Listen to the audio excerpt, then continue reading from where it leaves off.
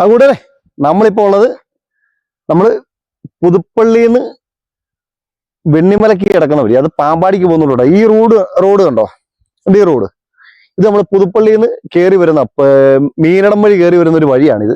ആ വഴി നേരെ അങ്ങോട്ട് പോകുന്ന പാമ്പാടിക്കാണ്. പാമ്പാടി 8-ാം മൈൽ എന്ന് പറയുന്ന സ്ഥലത്ത് ചെന്ന് ഇറങ്ങുന്ന വഴിയാണത്.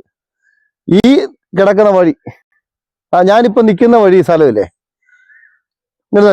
ഞാനിപ്പോ നിൽക്കുന്ന ഈ സ്ഥലം ഇത് വെണ്ണിമല ക്ഷേത്രത്തിലോട്ട് പോകുന്ന വഴിയാ.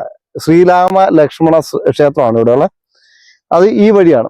അന്നേരം ഇതിലെ നേരെ 1 കിലോമീറ്റർ മിച്ചമുണ്ട്.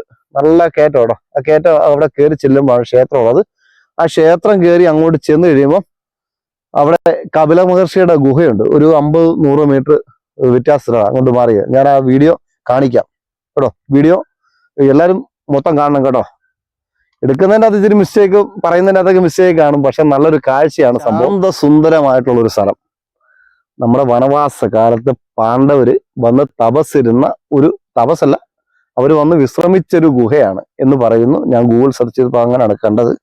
ഇവിടെ വന്നു കഴിഞ്ഞപ്പോഴാണ് ഇത് കപില മഹർഷി തപസ് അനുഷ്ഠിച്ച ഒരു ഗുഹയാണ് അറിയുന്നത്. നമ്മുടെ വീഡിയോയിലോട്ട് പോകാം.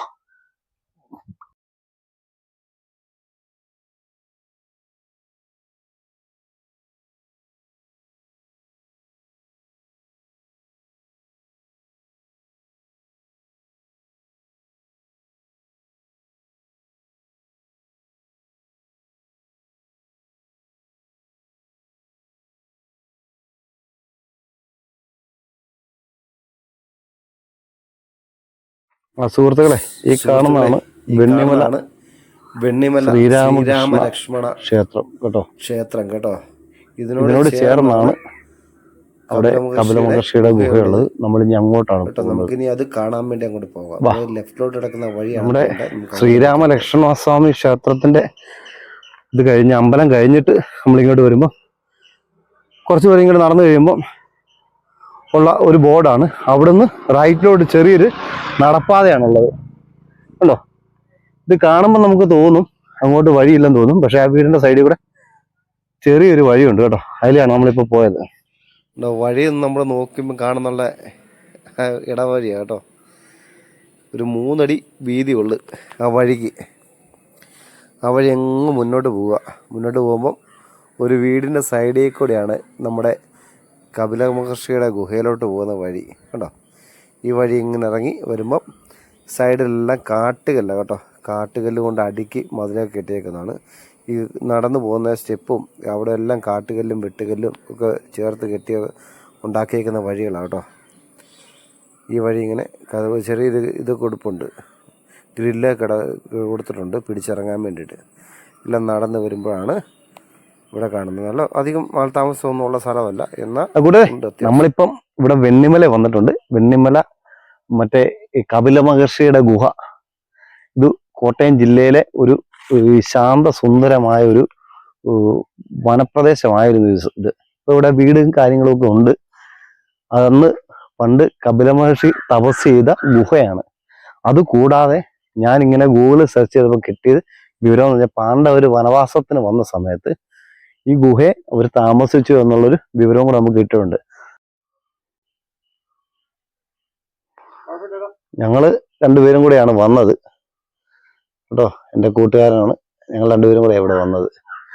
നേരത്തെ ഇവിടെ വീടൊന്നും ഇല്ലായിരുന്നു, ഇപ്പൊ അടുത്തെല്ലാം വീടായിട്ടുണ്ട്. കപില ഗുഹ വെണ്ണിമല ദേവസ്വം വകുപ്പ് ദേവസ്വത്തിന്റെ കീഴിലുള്ള ഒരു ഗുഹയാണ്. തെക്കുംകൂർ രാജവംശം വെണ്ണിമല മണികണ്ഠം ഭൗമാന്തർ പാതയായി ഉപയോഗിച്ചിരുന്നു. അവിടുന്ന് രാജവംശം ഈ പാതയായിട്ട് ഇത് ഉപയോഗിച്ചിരുന്നു. ഗുഹ കാണാം. ഇതാണ്. ഇത് ഒത്തിരി വർഷമൊന്നും ആയില്ല ഇത് കണ്ടുപിടിച്ചിട്ട്. എന്നാൽ കണ്ടുപിടിച്ചു കഴിഞ്ഞപ്പോൾ ദേവസ്വം അത് ഏറ്റെടുത്തു, കാര്യങ്ങളൊക്കെ ചെയ്തു വരുന്നു. ഇനി നോക്കിയാൽ ഇതുണ്ടോ, ഇവിടെ കപില മഹർഷി തപസ് ചെയ്യുന്നതായിട്ടുള്ള ഒരു വിഗ്രഹം അവിടെ വെച്ചിട്ടുണ്ട്.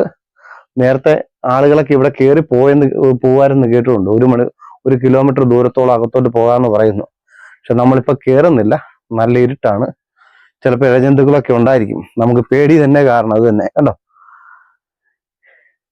അന്നേരം ഇത് നല്ലൊരു ടൂറിസം മേഖല തന്നെയാണിത്. നല്ല. പിന്നെ ഇങ്ങോട്ട് വരുന്ന വഴി ഇച്ചിരി ബുദ്ധിമുട്ടാന്നേ ഉള്ളൂ, വഴിയൊക്കെ ഇച്ചിരി മോശമാണ്, അതേ ഉള്ളൂ. വെണ്ണിമല എന്ന് പറയും, കോട്ടയം ജില്ലയിലെ പുതുപ്പള്ളി പഞ്ചായത്തില്, അല്ല പുതുപ്പള്ളി പഞ്ചായത്തിലാണ്, പുതുപ്പള്ളി പഞ്ചായത്തിലുള്ള വെണ്ണിമല ഈ ക്ഷേത്രത്തോട് ചേർന്നാണ് ഇപ്പം ഈ ഗുഹ അറിയപ്പെടുന്നത്, കപില മഹർഷിയുടെ ഗുഹ എന്നറിയപ്പെടുന്നത്.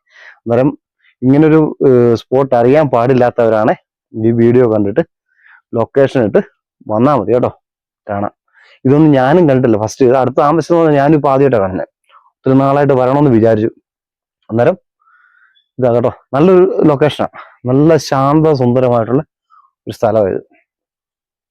വാ.